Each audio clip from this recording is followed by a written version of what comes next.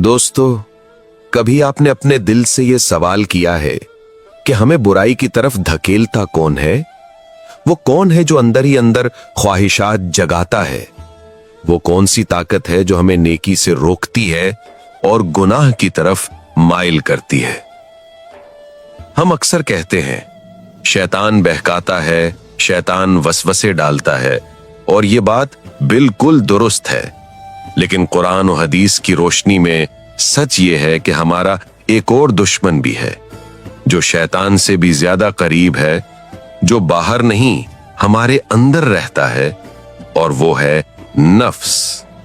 अल्लाह ताला कुरान पाक में फरमाते हैं कि इंसान का नफ्स अपनी असल में बुराई पर उभारता है, बुरे ख्याल को, बुरे इरादे को, बुरे कदम को आगे बढ़ाता है। शैतान बाहर से वसवसा डालता है, मगर नफ्स अंदर से चाहत उठाता है। शैतान रास्ता दिखाता है, मगर नफ्स उस रास्ते को अपनाता है। इसीलिए उलमा व सूफिया ने फरमाया, असल जिहाद, असल जंग जिहाद बिन नफ्स है, यानी अपने नफ्स को काबू में करना सबसे बड़ा जिहाद है। दोस्तों, एक लम्हे को गौर करो, जब कोई इंसान झूठ बोलता है तो क्या शैतान उसका हाथ पकड़कर कहता है अभी झूठ बोल? नहीं, ये उसके नफ्स की लालच, खौफ या मफाद होता है जो उसे झूठ की तरफ खींचता है। कोई हराम कमाई खाता है तो क्या शैतान हाथ से प्लेट में हराम रख देता है? नहीं, हिर्स, दुनिया की मोहब्बत, जल्दी फायदा, ये सब कुछ नफ्स के अंदर से उठता है। जब इंसान गुस्से में भिपर कर जुल्म कर बैठता है, घर वालों को तकलीफ देता है, कमजोर पर चढ़ दौड़ता है, तो वो दरअसल अपने नफ्स की पैरवी कर रहा होता है। इसीलिए औलिया अल्लाह हमेशा फरमाते रहे कि अगर तुम अल्लाह के करीब होना चाहते हो तो सबसे पहले अपने नफ्स को पहचानो, क्योंकि सबसे बड़ा दुश्मन अगर पहचाना ना जाए तो उसको कभी शिकस्त नहीं दी जा सकती।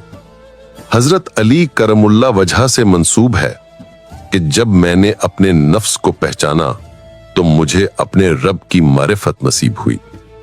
जरा सोचो, इंसान के दिल में दो आवाजें आती हैं। एक आवाज जो खैर, नेकी, हया, हलाल, माफी और तवाज़ो की तरफ बुलाती है, ये ईमान और नूर की आवाज है। दूसरी आवाज जो बुराई, गुनाह, शहवत, तकब्बुर, हसद, इंतकाम और दुनिया परस्ती की तरफ धकेलती है, ये नफ्स की आवाज है। और हमारा इम्तिहान यही है कि हम किस आवाज को सुनकर चलते हैं। दोस्तों, अगर शैतान दुनिया में ना भी होता तब भी इंसान गुनाह करता, क्योंकि नफ्स मौजूद है। शैतान को तो एक दिन कैद कर दिया जाएगा, लेकिन नफ्स इंसान के साथ हर लम्हा, जिंदगी की आखिरी सांस तक रहता है। इसीलिए कुरान में आया कि कामयाब वो हुआ जिसने अपने नफ्स को पाक किया, और नाकाम वो हुआ जिसने अपने नफ्स को गुनाहों में डुबो दिया। यानी असल कामयाबी दौलत या शोहरत नहीं, बल्कि नफ्स की सफाई है। और असल नाकामी ये नहीं कि दुनिया का सामान हाथ से निकल जाए, बल्कि ये कि नफ्स गुनाह के दलदल में फंसा रहे। सोचो दोस्तों, जब इंसान अपने नफ्स के पीछे चल पड़ता है तो वो फिरौन बन जाता है, कारून बन जाता है, इब्लीस बन जाता है। यानी जहां भी फसाद और जुल्म का रूम चढ़ा है, वो दरअसल नफ्सी परस्ती का नतीजा निकला है। दोस्तों, जब तक इंसान अपने नफ्स को पहचान कर उसकी ख्वाहिशात को काबू में नहीं लाएगा, तब तक जिंदगी के असल हुस्न से महरूम रहेगा। और जब इंसान अपने नफ्स को काबू कर लेता है तो वो वली अल्लाह बन जाता है, वो गौसे आजम बन जाता है, ख्वाजा गरीब नवाज बन जाता है, वो दिलों का रहबर बन जाता है। यही तो फर्क है नफ्स के गुलाम में और नफ्स के मालिक में। आज इस सफर में हम सब मिलकर समझेंगे ये नफ्स है क्या, ये हमें कैसे धोखा देता है, कुरान और सुन्नत में नफ्स के कौन कौन से दर्जे बयान हुए हैं और सबसे बढ़कर हम इसे कैसे काबू कर सकते हैं। क्योंकि याद रखो, जिसने अपने नफ्स को काबू कर लिया उसने दुनिया भी संवार ली, दीन भी पा लिया और आखिरत भी बना ली। दोस्तों, ये वही बातें हैं जिन्हें हम दिल से समझने के लिए जमा होते हैं राज़े जिक्र पर। ये चैनल सिर्फ मालूमात के लिए नहीं बल्कि दिल के इनकलाब के लिए है। अगर आप पहली बार ये बातें सुन रहे हैं और आपको लगता है वाकई इंसान का सबसे बड़ा दुश्मन उसका अपना नफ्स है, तो हमारे साथ रहिए और राज़े जिक्र को जरूर सब्सक्राइब कीजिए ताकि ये सफर जिक्र, ये सफर दिल, ये सफर मार्फत आपके दिल तक पहुंचता रहे। 9 कुरान और हदीस में नफ्स का तज़किरा। अल्लाह ताला कुरान पाक में मुख्तलिफ मकामात पर नफ्स का जिक्र फरमाते हैं। एक जगह इरशाद होता है कि इंसान का नफ्स अपनी असल में बुराई पर उकसाता है, चाहे वो ख्वाहिशात हो, गुस्सा हो या दुनिया की लालच। नफ्स हमेशा नीचे खींचता है, जमीन की तरफ, जिल्लत की तरफ, गुनाह की तरफ, खुद गर्जी की तरफ। अगर इंसान अपने नफ्स की अंधी पैरवी शुरू कर दे तो वो दीन की सीधी राह से हट जाता है। आहिस्ता आहिस्ता दिल से खशियत निकल जाती है और गुनाह मामूल बन जाते हैं। लेकिन कुरान में एक और मकाम पर एक और ही मंजर हमें दिखाया जाता है। अल्लाह ताला एक मुतमईन पुरसुकून नफ्स को पुकार कर फरमाते हैं कि ए इत्मीनान पाने वाले नफ्स, अपने रब की तरफ लौट आ, इस हाल में कि तू उससे राजी और वो तुझसे राजी। यहां हमें ये पैगाम मिलता है कि नफ्स हमेशा बुरा, हमेशा सरकश, हमेशा हैवानी सतह पर नहीं रहता। जब बंदा रियाजत, इबादत, जिक्र, तकवा और गुनाहों से सच्ची तौबा के साथ जिंदगी गुजारता है तो यही नफ्स जो पहले बुराई पर उकसाता था, आहिस्ता आहिस्ता नूर में ढल जाता है और एक वक्त आता है कि वो नफ्स सुकून और रजा का नफ्स बन जाता है, नफ्स से मुतमइन्ना। हदीस मुबारक में भी नफ्स की हकीकत वाज़ेह की गई है। एक मशहूर रिवायत, अगरचे मुहद्दिसीन ने सनद के एतबार से उसे ज़ईफ करार दिया, मगर सूफिया और अहले मारिफत ने इसको मानी के एतबार से बहुत बयान किया है। इसमें नबी अकरम सल्लल्लाहु अलैहि वसल्लम ने सहाबा से फरमाया कि एक छोटी जंग से हम लौटकर बड़ी जंग की तरफ जा रहे हैं। सहाबा ने अर्ज किया, या रसूल अल्लाह सल्लल्लाहु अलैहि वसल्लम, ये बड़ा जहाद कौन सा है? आप सल्लल्लाहु अलैहि वसल्लम ने फरमाया, ये इंसान का अपने नफ्स के खिलाफ जिहाद है। अगरचे रिवायत की सनद पर इल्मी बहस है, मगर हकीकत यह है कि नफ्स के साथ जंग हर लम्हे जारी रहती है। बाहर का दुश्मन कभी कभार सामने आता है, मगर नफ्स का हमला हर रोज, हर घंटे, हर लम्हे होता है। इसलिए बहुत से अहले इल्म ने फरमाया, जो शख्स अपने नफ्स को काबू में नहीं ला सकता, वो मैदाने जंग में कामयाब होकर भी हकीकी कामयाब नहीं होता। کیونکہ اس کا دل دنیا، ریا، شہرت، تکبر اور پوشیدہ بیماریوں میں جکڑا رہتا ہے۔ نفس کی قسمیں، انسان کا باطنی سفر۔ قرآن و سنت اور صوفیاء کی تعلیمات میں نفس کی مختلف حالتوں کا ذکر ملتا ہے۔ نمبر 1، نفس امارہ، جو برائی کا حکم دیتا ہے، گناہ پر زور دیتا ہے، خواہش کو دیوتا بنا دیتا ہے۔ نمبر 2، نفس لوامہ، جو برائی کے بعد ملامت کرتا ہے، ضمیر کو جگاتا ہے، دل کہتا ہے کہ میں نے غلط کیا، اللہ کے سامنے کیا جواب دوں گا۔ نمبر 3، نفس مطمئنہ، جو اللہ کے ذکر سے سکون پاتا ہے، اللہ کے فیصلوں پر راضی رہتا ہے، دنیا کے ہنگاموں میں بھی دل میں ٹھنڈک محسوس کرتا ہے۔ صوفیاء نے اس کے بعد مزید مقامات کا ذکر کیا: نفس ملہمہ، نفس راضیہ، نفس مرضیہ، نفس کاملہ۔ یہ سب دراصل ایک روحانی سفر کی منزلیں ہیں۔ نفس امارہ، اندھیرے کی گہرائی، جہاں انسان گناہ کو گناہ بھی نہیں سمجھتا۔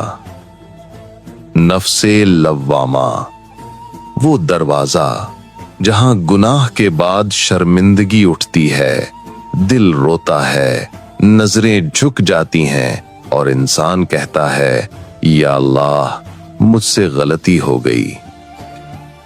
یہی ندامت، یہی انر الارم، یہی جھنجھوڑنے والا احساس ہدایت کا پہلا نور ہے۔ نفس مطمئنہ، وہ مقام جہاں دل اللہ کی رضا میں پرسکون ہو جاتا ہے، خوشی آئے تو شکر، غم آئے تو صبر، دنیا کی چمک نظر آئے تو دل نہ للچائے۔ یہ انبیاء، اولیاء، صلحاء اور اللہ کے خاص بندوں کا مقام ہے۔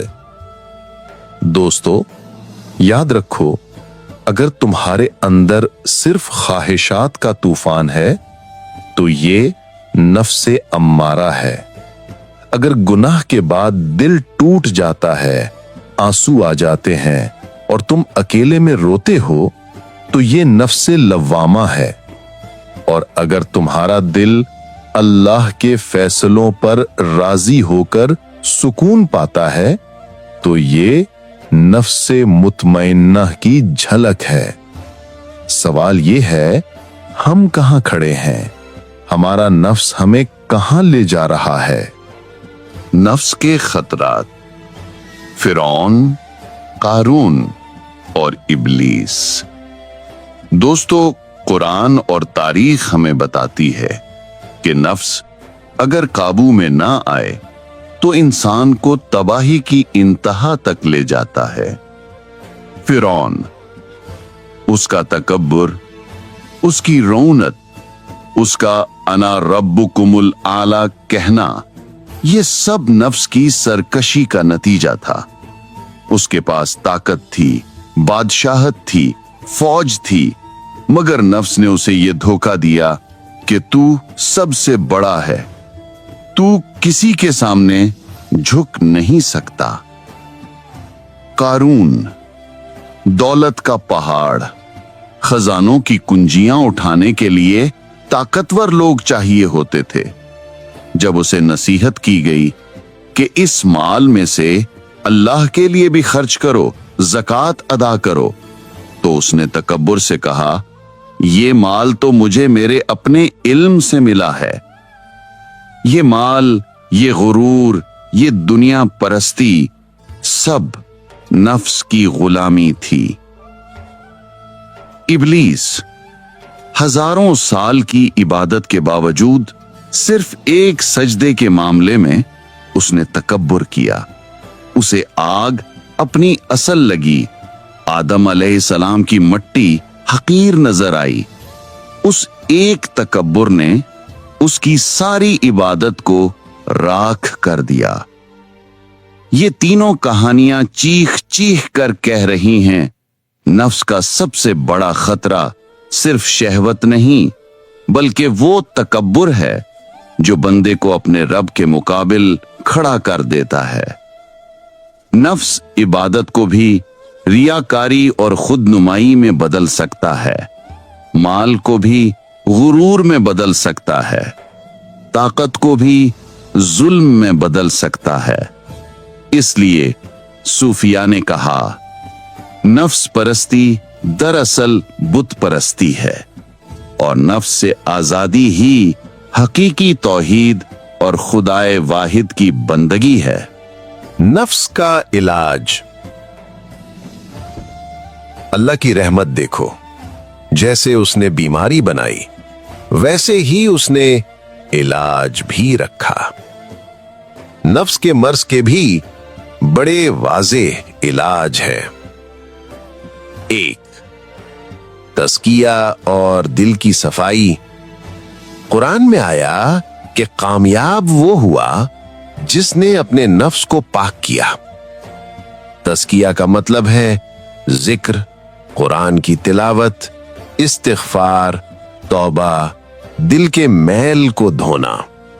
जैसे कपड़ा बार बार धोने से सफेद हो जाता है, वैसे ही दिल भी बार बार जिक्र, तिलावत और आंसुओं से साफ होता जाता है। 2. सब्र, ख्वाहिश पर काबू। नफ्स जल्दी लज्जत चाहता है, वर्ल्डली शॉर्टकट चाहता है। सब्र का मतलब है नफ्स को रोककर अल्लाह के हुक्म के मुताबिक चलना। आंख गलत चीज देखना चाहे, सब्र करो। जबान गाली, गीबत, झूठ बोलना चाहे, सब्र करो। दिल हराम माल की तरफ लपके, सब्र करो। यही सब्र इंसान को अल्लाह के करीब ले जाता है। 3. रियाजत, नफ्स की तरबियत।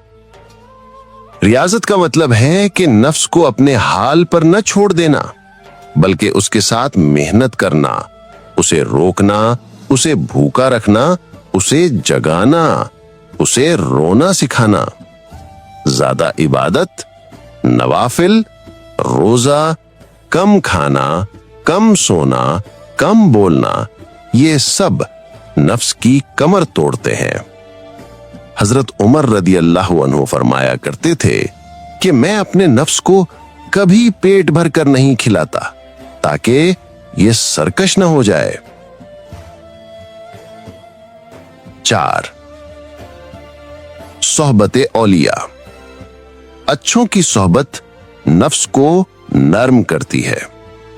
एक दरवेश ने कहा कि नफ्स को काबू करने का सबसे आसान तरीका यह है कि अल्लाह वालों के पास बैठो, क्योंकि उनकी खुशबू दिल को बदल देती है। 5. मोहब्बत रसूल। नफ्स को काबू करने का सबसे बड़ा इलाज है सुन्नत रसूल पर अमल, आप सल्लल्लाहु अलैहि वसल्लम की मोहब्बत, आप सल्लल्लाहु अलैहि वसल्लम की इताअत। हदीस में आता है कि तुम में से कोई मोमिन नहीं हो सकता जब तक मैं यानी नबी सल्लल्लाहु अलैहि वसल्लम उसे उसके नफ्स से भी ज्यादा महबूब ना हो जाऊं। जो बंदा अपनी ख्वाहिश को छोड़कर नबी सल्लल्लाहु अलैहि वसल्लम की सुन्नत को अपनाता है, वो आहिस्ता आहिस्ता नफ्स की गुलामी से निकलकर अल्लाह का बंदा बन जाता है। औलिया के वाकयात नफ्स पर गलबा की जिंदा मिसालें। दोस्तों, औलिया अल्लाह भी इंसान थे, उनके पास भी नफ्स था, ख्वाहिशात थीं, गुस्सा था, कमजोरी थी, लेकिन फर्क यह था कि उन्होंने नफ्स को अपना आका नहीं बल्कि गुलाम बना लिया। पहली, करमुल्लाहु वजहू। जंग के मैदान में حضرت علی کرم اللہ وجہہ ایک کافر پر غالب آئے. آپ نے اسے زمین پر گرا دیا. تلوار سر پر تھی. قربانی کا لمحہ تھا. اچانک اس دشمن نے آپ کے چہرے پر تھوک دیا. اگر میں اور آپ ہوتے تو شاید اسی وقت غصے میں آ کر اسے ٹکڑے ٹکڑے کر دیتے. لیکن آپ نے کیا کیا؟ آپ فوراً پیچھے ہٹ گئے. تلوار نیچے کر دی. اسے چھوڑ دیا. وہ حیران ہو کر بولا، آپ مجھے قتل کیوں نہیں کرتے؟ آپ تو مجھ پر غالب آ چکے تھے. حضرت علی نے فرمایا، میں تمہیں اللہ کی رضا کے لیے قتل کر رہا تھا، مگر جب تم نے میرے چہرے پر تھوکا تو میرے اندر اپنی ذات کا غصہ جاگ اٹھا. اگر میں اس حالت میں تمہیں قتل کر دیتا تو یہ عمل اللہ کے لیے نہیں بلکہ اپنے نفس کے لیے ہوتا. میں نہیں چاہتا تھا کہ میری عبادت میں نفس شامل ہو جائے. یہ ہے نفس پر غلبہ. دوسری، سیدنا شیخ عبد القادر جیلانی رحمہ اللہ. غوث اعظم رحمہ اللہ ظاہری علوم کے بعد باطنی سفر پر نکلے. روایت ہے کہ آپ تقریباً 25 سال جنگلوں، وادیوں، ویران جگہوں میں تنہا گھومتے رہے. 40 سال تک عشاء کے وضو سے فجر کی نماز ادا فرماتے رہے. ایک مرتبہ ایک وادی میں آپ کے سامنے ایک بہت روشن نور ظاہر ہوا اور آواز آئی، اے عبد القادر، میں تمہارا رب ہوں. اب تم پر حرام چیزیں حلال کر دیں، تم سے نماز ساقط کر دی. کوئی عام بندہ ہوتا تو شاید خوشی سے بے آغر ہو جاتا، لیکن آپ نے فوراً کہا، اعوذ باللہ من الشیطان الرجیم، لا حول ولا قوت الا باللہ العلی العظیم.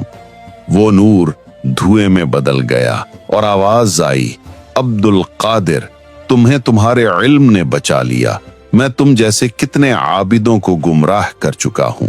آپ نے جواب دیا، مجھے میرے علم نے نہیں بلکہ میرے رب کے فضل نے بچایا ہے. یہ ہے نفس اور شیطان کے مقابلے میں بصیرت اور استقامت کی حساس مثال. نمبر 3، خواجہ معین الدین چشتی رحمہ اللہ.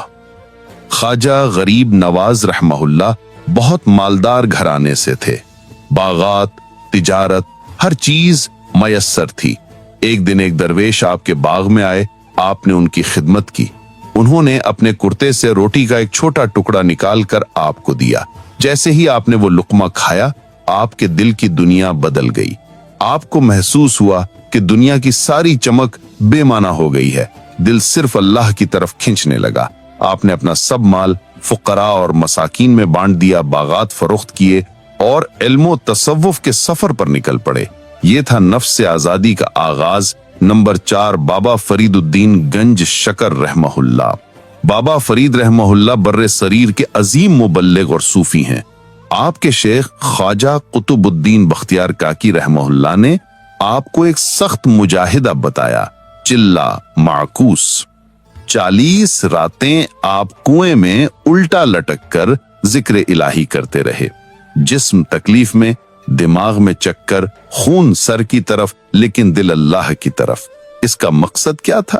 نفس کے تکبر کو توڑنا، شہرت کی محبت کو مارنا، بس ایک ہی رشتہ باقی رکھنا، اللہ اور بندے کا.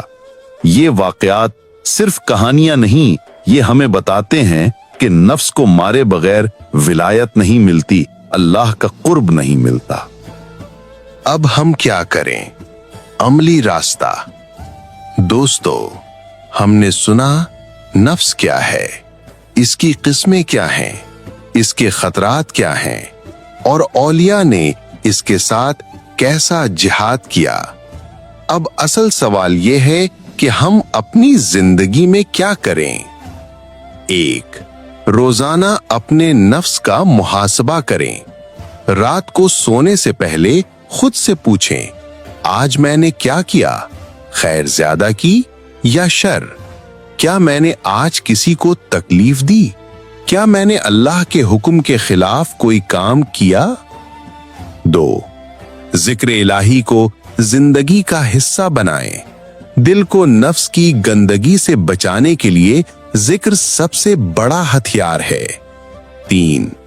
सब्र और शुक्र दोनों को आदत बनाएं। नेमत आए तो शुक्र, मुश्किल आए तो सब्र। 4. औलिया और सालिहीन की सोहबत ढूंढें। उनकी किताबें, उनके अक़वाल, उनकी मजालिस, उनकी जिंदगियों पर गौर, ये सब दिल को नर्म करते हैं। 5. सुन्नत रसूल सल्लल्लाहु अलैहि वसल्लम को अपना चिराग बना लें। खाना, चलना, बोलना, गुस्सा, मुआफी, मामलात, सब में कोशिश करें कि नबी सल्लल्लाहु अलैहि वसल्लम की सुन्नत जिंदा हो। हजरत अली रदियल्लाहु अन्हु ने फरमाया कि जिसने अपने नफ्स पर काबू पा लिया वही हकीकी मुजाहिद है।